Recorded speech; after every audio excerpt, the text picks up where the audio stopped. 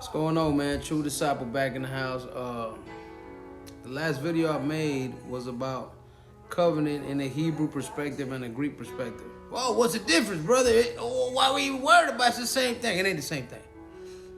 I don't make the covenants up. Father makes the covenant. He made it with a specific people, and it's still the same people today, brothers and sisters. Look, anybody that tells you that Yeshua came to save a Gentile, they do not know Bible. He did not come into this world to save a Gentile people or a church. He came to save that which was lost. And who was lost? Israel was lost. Father was the one who chose that nation. But what they did, they kept breaking the damn commandments. They kept breaking the laws. He was supposed to be a husband to his own people. That's why he sent Isaiah. That's why he sent Jeremiah. That's why he sent Joel. Man, come back to me, you stubborn-headed people. But they didn't come back. They kept breaking the laws. They kept breaking his command. So they kept breaking the covenant. So what he had to do, he had to divorce himself and say, you know what, you stubborn-headed bad boy, I don't know what you want to call yourself. Got to send my son over there to renew the covenant. Now, this, like I said, this video is going to be part 2 of that. Just try to lay the bed. Just lay the bed now. Some Hebrew concepts, like Beret, like we already know, Shalom, or Messiah, because Yeshua was the Messiah. He wasn't no Christ. Christ is a Latin term that everybody uses, and I'm going to make another video on that. That's why I don't even like to use Jesus. I mean, you can use Jesus Christ. I'm not here to judge you, but I'm not going to. They weren't waiting for no Christ. They weren't waiting for no Christ. You would have went back in those days. You would have said, yo, hey, yo, is that Jesus Christ? They would have been like, who? I don't know who's that. We're waiting for Yeshua, Messiah. That's what we're waiting for. They would have been like, what are you talking about? 600 years ago, they didn't even use the name Christ or Jesus. They used Isa and then Issa, Greek and Latin, and before that it was Yeshua. Everybody knows that. Look it up, man. I ain't just talking. Okay. Have no parallels in other languages. These words has no parallel in other languages. When a concept does not exist in a culture, neither does a word for that concept exist in their culture. As we as Americans don't understand the word covenant, because we really don't. We look at covenant through our understanding, which is not through our understanding. They have our covenant through our own culture. We must find out what the word means from the word of Yehovah, not from our own understanding, because a lot of us do that, right? Understanding culture is key to this thing, to this walk. Understanding culture is key. Bible translators' problems are primarily because the translator has no in-depth knowledge of the culture.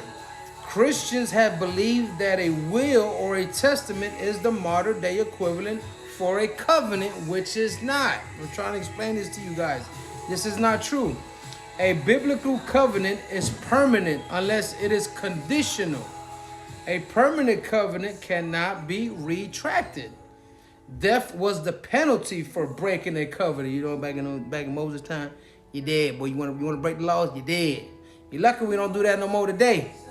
Because a lot of people say, whoa, brother, why don't you kill your brother? He did you wrong. I'm like, bro, those laws were for the time of Israel and their time. And I still believe in those laws. You know why I believe in them? Let me tell you something.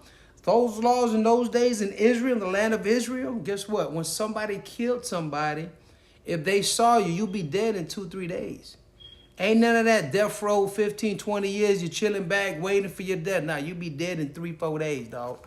So that's why I say, man, y'all got it good nowadays. A God-made covenant becomes a physical law of the universe, okay? Beret is also used to mean laws of nature. A God covenant is woven into the fabric of the universe. The spiritual realm is the source of the God covenant. In the beginning, there was no death. Laws of nature were designed for things to exist forever. This is how God made us originally. We were supposed to live forever, brothers and sisters, but you know the story.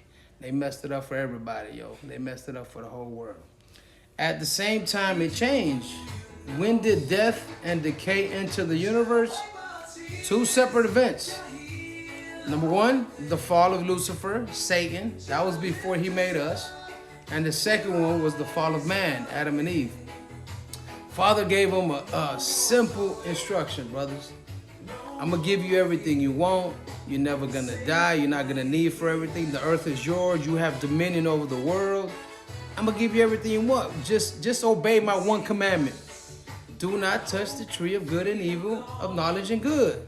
And what they did, they broke a command, because every time the Father speaks is a command. God wants the best for me and you, brothers and sisters. Everything that comes from him is all good. It is blessings and it ain't curses on you.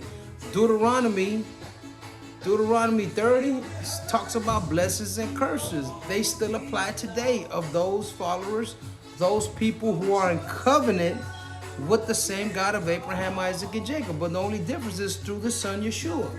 He is the key.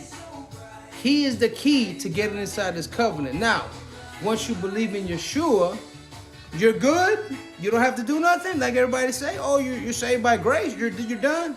Here comes the obedience. Once the obedience comes in, then you follow the laws and the commands of the covenant that he gave, the Torah. This is what this whole thing's about, brother. You cannot enter into the gates without being part of the house of Israel and obeying to the covenant that he gave, because those covenant laws do not go, those are not ceremonial or all this Leviticus. The Leviticus and the ceremonial laws were inside the Torah. Those were for the time of Israel, the Levite priesthoods. Though wasn't the whole Torah. The Torah doesn't go nowhere. The laws of Father do not go nowhere. But this is the lies that we gotta peel back, because we've been duped for hundreds and thousands of years, and this is what the challenge for. Okay, like again, don't believe me. Do your own studying, because in this last day, we don't know when Father's coming back. He's trying to bring those back to relationship with him through his covenant, through his laws. And you cannot please a holy God without the laws and the commandments of Father. Shalom, shalom, shalom.